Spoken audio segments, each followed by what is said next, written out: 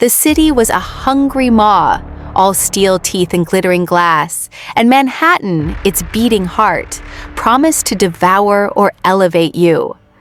I, Elara Vance, fresh off a bus from a small town in Ohio, felt its pull like a tide. My new job in a bustling publishing house was my beacon, and the tiny, inexplicably cheap apartment I'd found on the Upper West Side was my sanctuary. Or so I believed. It was a pre-war building, brick facade weathered to a somber gray, gargoyles perched on ledges like watchful, malevolent guardians. As I wrestled my oversized suitcase through the heavy brass doors, an old woman, her face a roadmap of wrinkles, shuffled out. Her eyes, startlingly blue, fixated on me. "New here, dearie?" she rasped, her voice like dry leaves skittering across pavement. "Just moved in," I chirped, eager to start my new life. She leaned closer, a faint smell of mothballs and something acrid, like burnt sugar, emanating from her. "Fifth floor, isn't it? The one with the—" She paused, her gaze drifting upward to the shadowed windows. "The quiet tenant." I laughed, a nervous, breathless sound. "I hope so. I value my peace and quiet." Her smile was a grimace. "Oh, you'll have it, dearie. You'll have plenty of quiet. Just mind the walls. They listen." With a final, unsettling stare, she hobbled away, melting into the city's ceaseless flow. I dismissed her as a charmingly eccentric New Yorker. The city was full of them. My apartment was a single room, a sliver of space carved out of a grander past. The walls were thick, plaster cracked in a delicate web of ancient veins. The window overlooked a narrow air shaft, promising only the muted murmur of the city, never its vibrant roar. The first few weeks were a dizzying blur of work, exploring and unpacking. I was thriving, I was busy, I was happy. Then the whispers started. At first I told myself it was the pipes. Old buildings always hummed with their own internal dialogue. But these whispers were different. They were faint, barely audible, like secrets being exchanged just beyond the threshold of hearing. They came from the walls, sometimes from the closet, sometimes from behind the refrigerator. They weren't distinct words, just a breathy sibilance that teased the edges of understanding. I started leaving the TV on at night, a low hum of familiar voices to drown out the insidious murmur. But the whispers persisted, weaving themselves into the dialogue of a late-night talk show, or the swelling crescendo of a movie score. They seemed to grow bolder, closer. I began to catch glimpses of movement in my peripheral vision, a flicker in the hallway, a shadow deepening in a corner that shouldn't deepen. When I turned, there was nothing. Always. Nothing. My friends at work noticed a change. I was jumpier, paler. My once bright enthusiasm for Manhattan began to curdle into a tense vigilance. I started canceling plans, preferring the quiet of my apartment to the bustling noise of a restaurant or a crowded bar. My boyfriend Mark, who lived across town, was concerned. "Elara, you're not yourself," he'd said during one of our increasingly rare dinners. "You look exhausted. Is everything okay with the apartment?" I forced a smile, the muscles in my face stiff. "It's fine, Mark. Just New York, you know? It's a lot. And work is intense." He knew my dreams, how much I wanted this. He tried to understand, but he didn't see the whispers. He didn't feel the chill that permeated my apartment, even with the heat cranked up. He didn't notice the faint, almost imperceptible discoloration that was spreading on the wall behind my bed, a subtle stain like dried blood under aged wallpaper. The whispers intensified into a low, guttural murmur, a chorus of hushed voices just beneath the plaster. They weren't speaking to me, not directly. They were speaking about me. I started to understand fragments, words like new, alone, mine. The walls were alive, and they had chosen me. One evening, I came home to find a new crack in the plaster. It ran from the ceiling down to the floor, jagged and raw, like a fresh wound. I touched it, and a fine powder of plaster dust fell onto my fingertips.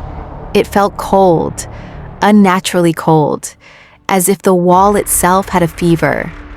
The air was heavy with the scent of old lilies again, that cloying, sweet decay that I remembered from my great-uncle's house. I tried to tell Mark. He came over, listened patiently as I rambled about the whispers, the cold spots, the stain on the wall that now seemed to shift and writhe when I wasn't looking directly at it. He checked the pipes, the windows. He even knocked on the wall behind my bed. "It's solid, honey," he said, tapping the plaster. "Probably just settling. Old buildings do that." He was so rational, so comforting. But when he tapped, I heard a faint, hollow echo from within the wall, and the whispers for a moment surged into a furious collective hiss that only I seemed to hear. I flinched, pulling away from him. "You don't understand," I whispered, tears pricking my eyes. "They don't want me to leave." He looked at me with worry etched deep in his face. "Elara, maybe you should come stay with me for a few days. Get some rest." I shook my head, my eyes darting to the wall. The stain had deepened, taken on a sickly yellowish hue, like old bone. "No, I can't. I have to stay here." He left, bewildered and hurt, but the worry gnawed at him. He couldn't shake the haunted look in her eyes, the strange pallor of her skin. The words she'd uttered, "They don't want me to leave," replayed in his mind like a broken record. He tried to focus on his own evening, but an icy dread began to creep in, tightening around his chest. He tried calling her again and again, but her phone went straight to voicemail. By 10 o'clock that night, Mark couldn't stand it anymore. The rational part of him screamed against the impulsive urge, but the image of Elara's terrified face propelled him out of his apartment. He hailed a cab, his heart a frantic drum against his ribs. He had to see her, had to make sure she was okay. He couldn't wait until tomorrow. When he reached the building on the Upper West Side, it looked even more sinister under the city lights, the gargoyles casting long, distorted shadows. He pushed through the heavy brass doors, his steps echoing loudly in the quiet foyer. The elevator felt like a slow ascent into a different world. As he stepped out onto the 5th floor, the air was unnaturally still, heavy with that cloying scent of lilies and burnt sugar. Her apartment door was ajar. A sliver of absolute darkness peered from the gap, pulling him in. "Elara!" he called, his voice barely a whisper in the suffocating quiet. He pushed the door open completely and stumbled inside. The sight that greeted him stole his breath. Elara was there, but she wasn't herself. She stood rigidly, facing the wall behind her bed, her arms half raised, as if caught in a perverse embrace. But it wasn't an embrace. Her torso, from the waist down, was swallowed by a freshly patched section of the wall. Wet gray mortar still clung to her clothes, drying in grotesque smears. Her eyes were wide, vacant, staring straight ahead into the plaster, seeing nothing, yet everything. She was utterly still, a living statue embedded in the ancient masonry. Beside her, a shadowy figure stood, hunched and ancient. It was the old woman from the entrance, her face a web of deep wrinkles, her blue eyes glinting with a malicious satisfaction. She held a trowel, still dripping with wet mortar, her other hand resting on Elara's shoulder, as if steadying a fragile doll. The whispers in the room were a furious, jubilant chorus, a triumphant hum that only Mark seemed to perceive. "Elara!" Mark screamed, a guttural cry of horror and disbelief. The old woman's head snapped toward him. Her eyes, those terrifyingly blue eyes, narrowed. A feral snarl twisted her ancient face. She dropped the trowel with a clatter that echoed like a gunshot in the silent room. Then, with a speed that defied her age, she lunged. Mark froze, paralyzed by terror. Her clawed hands, gnarled and skeletal, stretched out towards him, her mouth open in a silent scream. He could feel the icy cold radiating from her, the scent of rot and mothballs assaulting his senses.